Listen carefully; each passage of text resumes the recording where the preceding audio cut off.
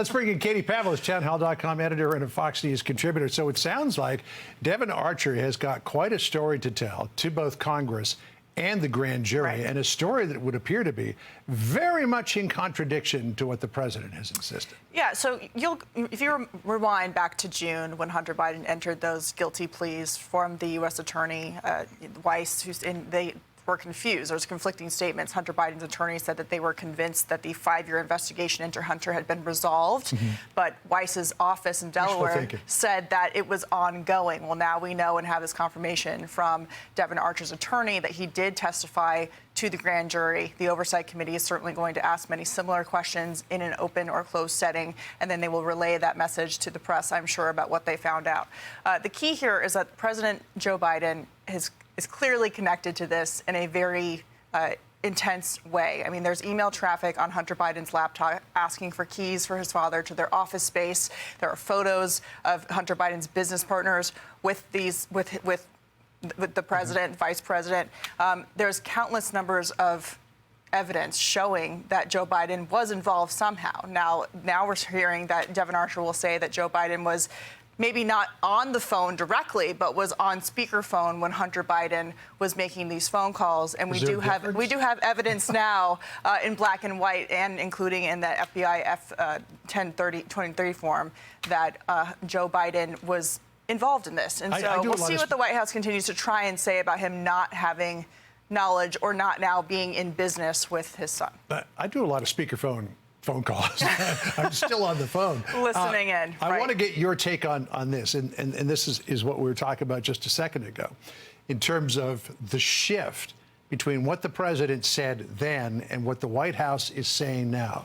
Listen here, compare for yourself. I have never discussed with my son or my brother or anyone else anything having to do with their businesses, period. I've been asked this question a million times. The answer is not going to change. The answer remains the same. The president was never in business with his son.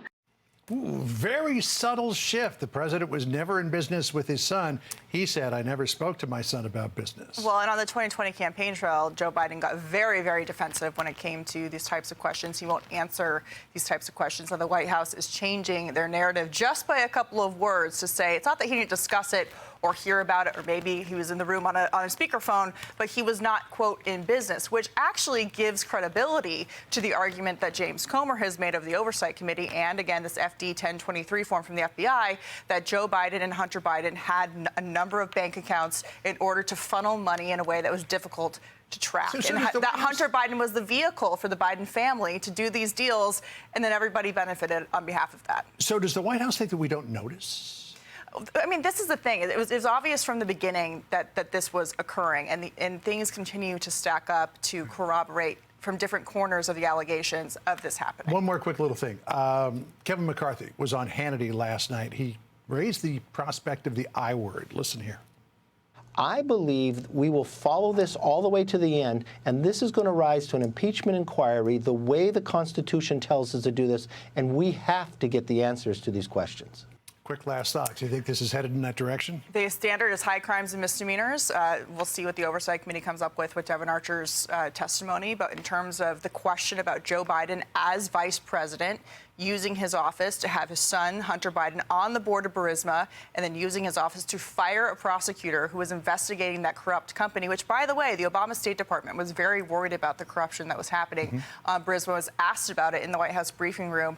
Certainly, that is more grounds for impeachment than President Trump asking the new president of Ukraine, Zelensky, for some information about maybe some of that corruption that was actually happening. You can see in the window behind us that there were storm clouds over D.C. Maybe they're carrying more. Very ominous, maybe yes. They're carrying more than rain. Maybe they will. Katie, Great to see you, John.